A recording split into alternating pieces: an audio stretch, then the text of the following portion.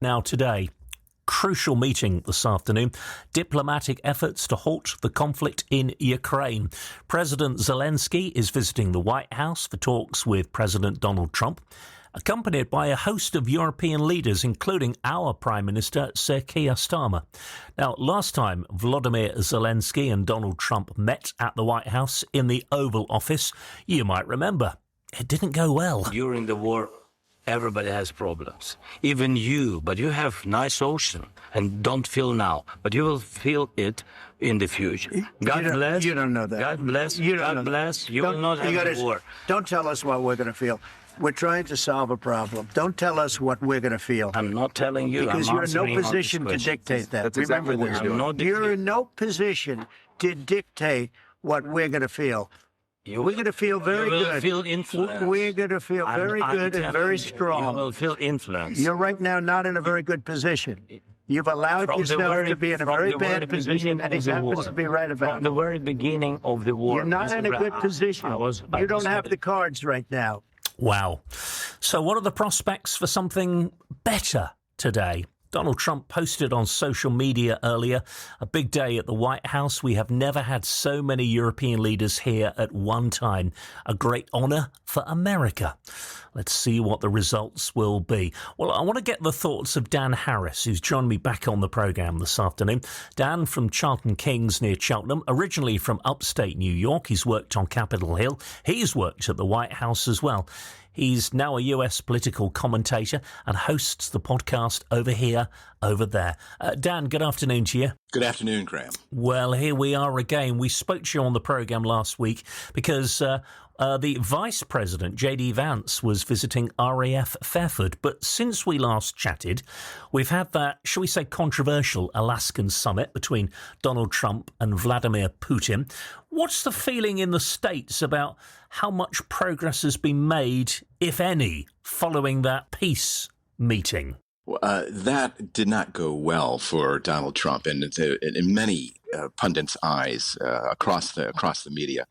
No, it looked like he was cowed and too much in favor of what Putin was putting on the table, and so we are wary of what's going to happen today. Very much so. So, I mean, Trump seems easily swayed by Putin or the last person he speaks with on matters. So, hopefully, the European leaders coming to the White House in this unprecedented meeting will impress Trump enough to keep supporting Zelenskyy and the Ukrainians. But after that humiliating meeting with Putin, Trump seems to be taking the position of giving in to Russia's demands of control over the Donbas region and no NATO membership and limits on Ukrainian military, all of which are unacceptable, can't be acceptable to Zelenskyy, which, he can't even do that constitutionally in his own country anyway. Surely not acceptable to anyone. I mean, I said this when we were talking to one of our reporters an hour or so ago. Let's not forget that the world's leaders warned Putin not to invade when his troops were lining up on the Russian-Ukrainian border. He was warned, don't do it. He went ahead. He invaded a country. Thousands of people have lost their lives as a result of that decision, rather. Volodymyr Zelenskyy has today said Russia should not be rewarded for war. He's got a point. Oh, yes, very much so, very much so. I mean, and that Donbas region is rich in minerals. It's very strategic. There just can't be any trade-off between security guarantees, which are dubious because of past agreements not being fulfilled by Russia, like in the 1994 agreement.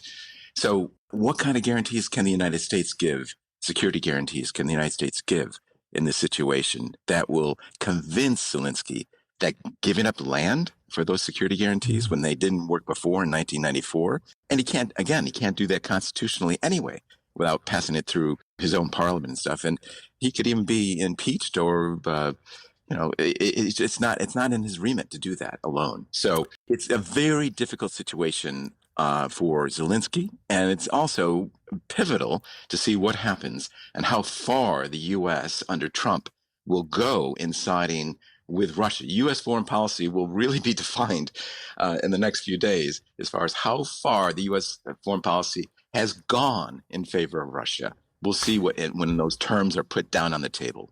It's interesting. I'm sure Donald Trump is haunted by his own words during the presidential election campaign.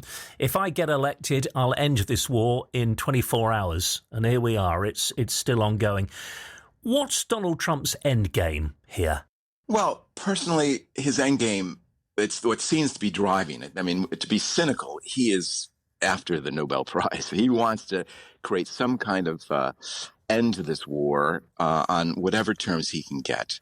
So, and is he swayed by the last meeting? Will he be swayed after tonight by the European leaders?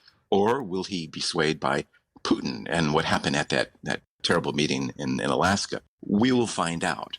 But his end game is that. But the end game for the European leaders, obviously, it is a huge, huge negotiation tonight.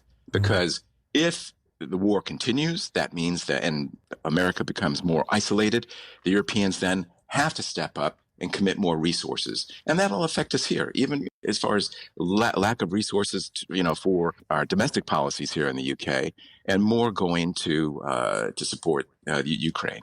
So it has global impact as far as this meeting goes tonight. Well, as we speak, Dan, European leaders are steadily arriving and going into the White House in Washington, D.C. now.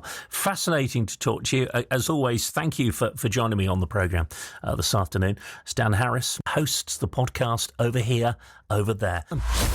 Graham Rogers.